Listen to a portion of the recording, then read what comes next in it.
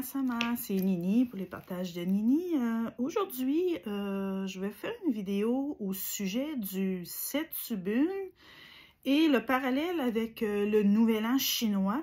Parce que oui, il y a beaucoup de gens qui pensent que au Japon, c'est comme en Chine, en Corée, un peu partout dans Taïwan, où présentement, c'est je veux dire, c'est congé pour tout le monde. C'est férié pour au moins une bonne semaine. Si c'est pas plus, ça dépend c'est où. Là. En Chine, je sais que c'est long, mais à Taïwan, peut-être un peu moins. Mais bon, bref, pour vous situer un peu dans le temps, c'est qu'il faut comprendre qu'avant la période Meiji, qui se situe, ça a débuté là, dans les années 1860, OK? Donc, avant la période Meiji, 1860, les années 1860, oui, le Japon était aligné avec tout le reste de l'Asie, la Chine et tout ça. Ils célébraient le Nouvel An, autrement dit, lunaire, hein, ça dépend des lunaisons, là, ça dépend de la nouvelle lune et tout ça, soit fin janvier ou début février, voire peut-être même la mi-février, ça dépend vraiment des lunes, hein. Comme cette année, ça a débuté le 28 janvier. Donc, ça varie d'une année à l'autre. Le nouvel an chinois, c'est pas comme nous, qu'on sait que c'est toujours le 1er janvier. Donc, voilà, c'est qu'à la période Meiji, le Japon a décidé de faire autrement dit, un grand ménage dans les traditions. Et ils ont voulu vraiment s'aligner avec l'Occident. Donc, ils ont complètement relégué ou voire éliminé le nouvel an chinois. Et ils se sont mis au diapason de l'Occident en disant, OK, bon, le Nouvel An, nous, on va faire ça le 1er janvier, comme les États-Unis, l'Angleterre, tous les pays à l'époque Meiji qui pouvaient rentrer parce que le Japon était fermé avant l'époque Meiji.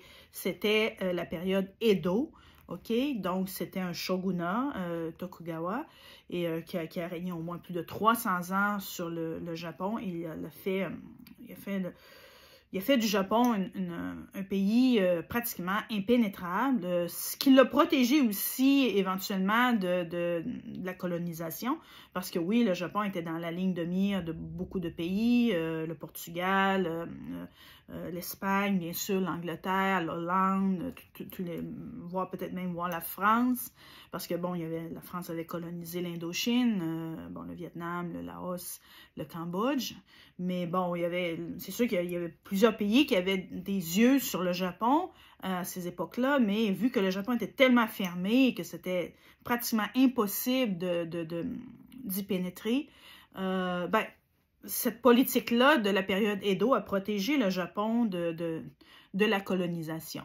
Mais à la période Meiji, ça l'a changé, bon, la modernité, bon, tout ça, tous les pays du monde se modernisaient à cette époque-là. Donc, le Japon s'est ouvert aux autres pays, en premier à l'Angleterre, aux États-Unis, à l'Allemagne, à la Russie, à la France. Bien entendu, il y a eu beaucoup de Japonais à cette époque-là qui ont été envoyés dans divers pays européens et nord-américains pour apprendre, autrement dit, la démocratie, par exemple, parce que là, ils sortaient d'un système qui était féodal et là, ils entraient dans un système qui était plus moderne et démocratique. Donc, ils devaient apprendre un peu le système, par exemple, parlementaire, c'était quoi voter, par exemple, le système bancaire, tout ce qu'on connaît aujourd'hui. Donc, un espace vraiment très, très, très courte. Les Japonais se sont vraiment mis très rapidement au diapason de tout le reste des autres nations et je veux dire vraiment à l'espace d'un temps incroyable. Le Japon s'est hissé à la tête des puissances militaires modernes. Ils ont gagné la guerre contre la Russie en 1905. En 1904, je m'excuse, qui était la guerre russo-japonaise. Donc, ils ont vraiment fait preuve. On voit qu'on part de 1860 à aller à 1905 seulement. Le Japon a réussi à cet exploit militaire-là qui était quand même assez incroyable. Donc, si vous voulez, je pourrais peut-être faire des vidéos aussi historiques par rapport à ça. Je ne veux pas trop m'éparpiller. C'est juste une parenthèse que je veux ouvrir. C'est qu'à la période Meiji, le Japon a décidé de faire sortir le nouvel an chinois qui est toujours pratiqué en Chine, en Taïwan et tout ça, et d'adopter, autrement dit, le nouvel an comme on le fait en France, aux États-Unis, au Canada, le 1er janvier. Maintenant, il y a comme resté des espèces de petits rituels qui étaient pratiqués depuis très longtemps à cette période, à la période du Nouvel An dit chinois à l'époque. Donc, il y a une fête qui subsiste toujours et je suis présentement dans la journée en question qui s'appelle le Setsubun. OK, le Setsubun, c'est ça, c'est à la période du Nouvel An chinois. C'est un rituel de purification pour laisser sortir les mauvaises énergies de l'année, ok, ce qu'on appelle, entre guillemets, les démons, hein, les laisser sortir et laisser entrer la bonne fortune. Donc, les rituels du Setsubun, bon, c'est sûr, il y a beaucoup de jouets, là, les enfants, hein, parce que les enfants s'amusent à lancer des, ça fait partie du rituel de purification, à lancer des fèves de soya, grillées, ok, on les lance par-dessus notre épaule, comme ceci, à l'extérieur, bien entendu. C'est des petites fèves comme ça, là. On peut les manger aussi, c'est très bon. Donc, le rituel, c'est que, selon notre âge, par exemple, si vous avez 36 ans, ben, vous prenez 36 beans, vous les mangez en silence, vous alignez à la direction selon le feng shui de l'année. Comme cette année, c'est le sud-ouest, la direction chanceuse de l'année. Donc, on s'aligne en direction sud-ouest et on mange les 36 fèves de soya grillée. Si vous avez 36 ans, vous en avez 40, vous en mangez 40. Si vous avez 50, vous en mangez 50, ainsi de suite. Bon, celui qui a 90 ans, ben, il va devoir en manger 90, OK? Et les petits, ben, s'ils ont 7 ans, ben, on mange seulement 7. Et ils se prennent, après avoir mangé les fèves grillées, les fèves de soya, prenez une petite poignée de fèves et vous les lancez par-dessus votre épaule à l'extérieur. Vous allez à l'extérieur et vous les lancez en criant « Oni wa soto ». OK? Oni, c'est pour démon. Wa soto, ça veut dire à l'extérieur. Donc, les démons dehors. Comme on dit en bon québécois, les démons dehors. OK? OK? Oni wa soto. OK? Fuku wa uchi. Donc, fuku, c'est un mot qui veut dire chance ou bonne fortune. Wa uchi, ça veut dire c'est la maison. Donc, la bonne fortune à l'intérieur de la maison. Donc, c'est pas même compliqué. Ça veut dire que, bon, les démons, tout ce qui est mauvais, autrement dit, à l'extérieur de la maison. Et la bonne fortune, on la laisse rentrer à l'intérieur de la maison. Donc, ça se fait avec ces petites fèves-là. Donc, vous n'êtes pas obligé d'en lancer beaucoup, hein, parce que finalement, on va les manger, parce que c'est quand même délicieux. Moi, j'aime bien ces petites fèves-là. Ça se vend à cette période-ci. Et ça, c'est ça, ils vendent ça pour les enfants, parce que, bon, les enfants s'amusent. C'est les représentations d'un démon au Japon. Et la corne du démon. Donc, les enfants, quand ils font le petit rituel, là, ils se mettent une petite corne comme ça, là, et ils lancent les fèves de soya à l'extérieur. Ils vont crier « Oni wa soto ». Et le soir, donc, je vais faire ce qu'on appelle des ehomaki. Ça, c'est juste un jouet là, pour les enfants. Je pense que c'est un jouet pour les chiens. Les chiens, les chats, OK? Donc, c'est un gros, on pourrait dire un gros maki, hein, parce que, bon, je pense que les amateurs de sushi doivent savoir qu'est-ce que c'est un maki, hein, donc c'est du riz enroulé avec des nori, là, les algues séchées, pressées, OK? Donc, à l'intérieur, vous mettez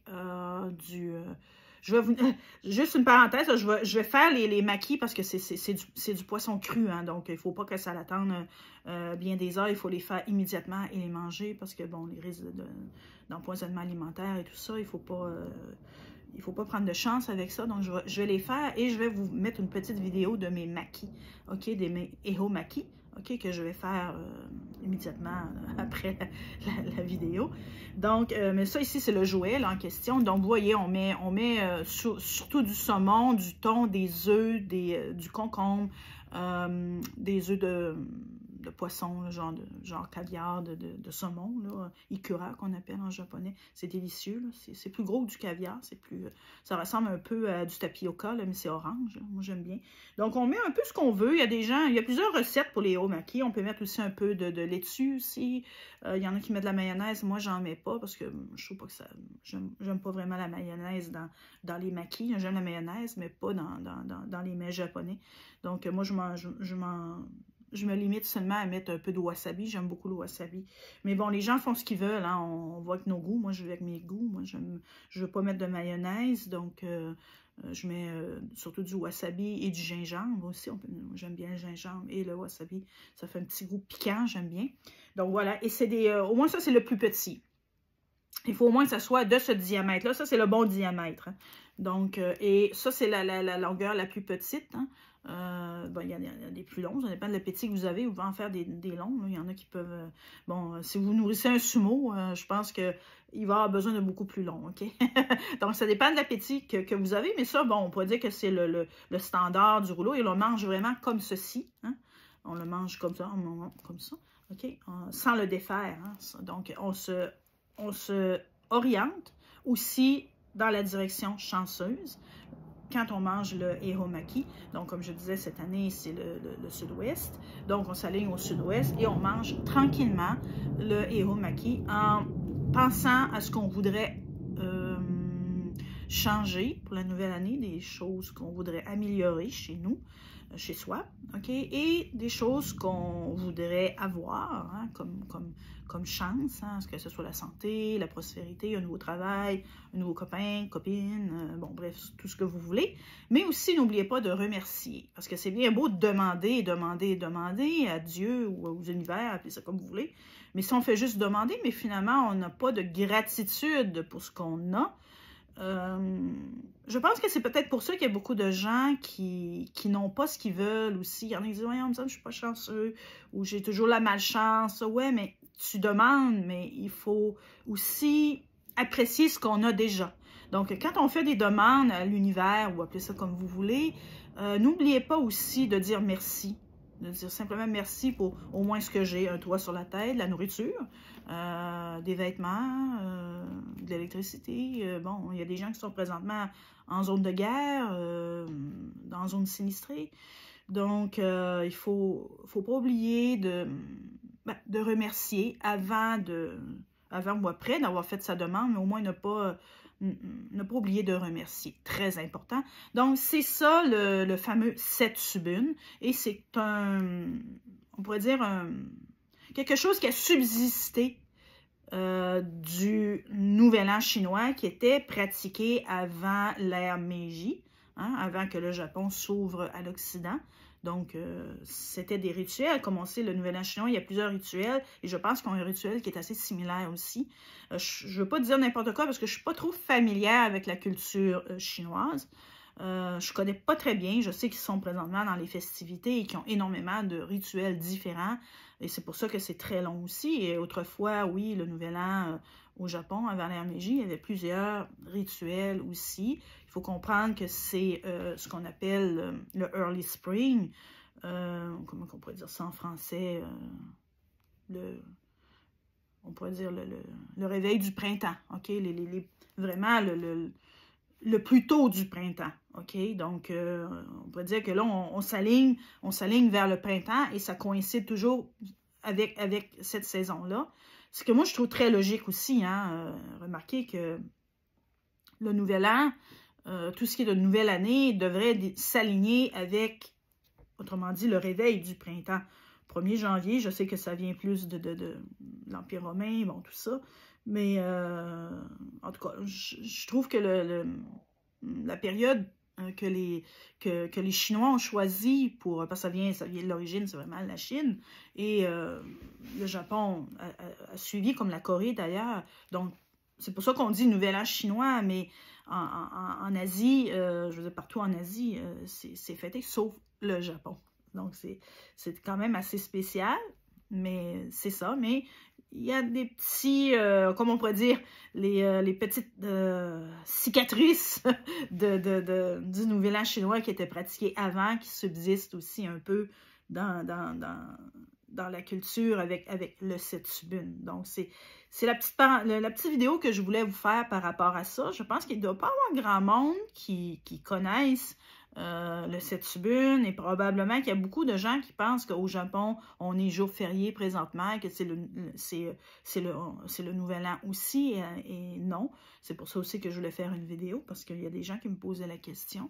Ils me disaient, est-ce que tu es en vacances et tout ça? Je dis, ben non, nous c'est je veux dire, le nouvel an chinois, ça se fête plus depuis plusieurs années, je veux dire, depuis des décennies, hein, depuis que l'ère Meiji est arrivée, l'ère de la modernisation Meiji, donc qui a changé énormément de choses dans la vie quotidienne et dans la culture japonaise, qui a bien failli aussi, on pourrait dire, perdre son identité. Heureusement qu'il y a des gens qui ont réagi face à ça, parce qu'il y avait vraiment, à un moment donné, pendant la période Meiji, ça devenait du grand n'importe quoi.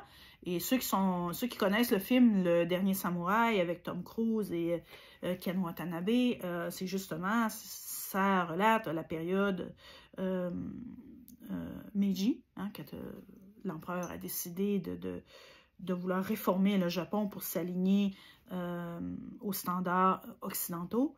Donc, il y a eu des révoltes je veux dire, de samouraïs et tout ça, qu'eux, ils n'étaient pas d'accord. Donc, finalement, à la fin, bien, il y a eu comme une espèce de consensus, et ils se sont dit, OK, on va s'aligner avec l'Occident, mais on va préserver notre identité. Par contre, le nouvel an chinois a vraiment pris côté sortie jardin, comme on dit. Il a vraiment pris le bar, hein, la porte, et les Japonais fêtent le nouvel an comme en même temps que nous, le 1er janvier, mais avec des rituels japonais, je veux dire, la cuisine, des choses aussi qui ont été héritées de ce qui se faisait pendant le nouvel an chinois. OK? Donc, voilà. Si vous avez des questions par rapport au nouvel an chinois, ou, bon, Setsubun, peu importe, là, à cette période-ci, n'hésitez pas à me laisser des commentaires, OK? Et vous pouvez me poser des questions. Un petit pouce aussi, ça fait plaisir. Abonnez-vous, c'est gratuit, ça ne vous engage à rien. Et puis, je publie des vidéos. Je pourrais peut-être publier des vidéos plus souvent, là, si j'aurais plus disons, d'abonnés, hein, parce que c'est sûr que j'ai pas, pour le moment, ça grimpe pas beaucoup. Je sais pas, c'est les algorithmes peut-être. Je sais pas comment ça fonctionne, malheureusement. Donc, voilà. Donc, si vous avez des questions par rapport au Setsubun et cette période-ci, n'hésitez pas. Donc, je vous dis sayonara et à la prochaine vidéo. Bye! Voici le fameux Eo Maki dont je vous parlais. Donc, j'ai mis du saumon, des œufs, du thon et concombre. C'est la même technique que les makis, hein. Vous devez certainement connaître les makis. Donc, voilà. Là, ici, j'ai mis de la laitue, du saumon aussi, de l'oignon et aussi des œufs. Donc, voilà. C'est le Eo Maki. Et les fameuses fèves de soja qu'on lance derrière soi. Donc, voilà.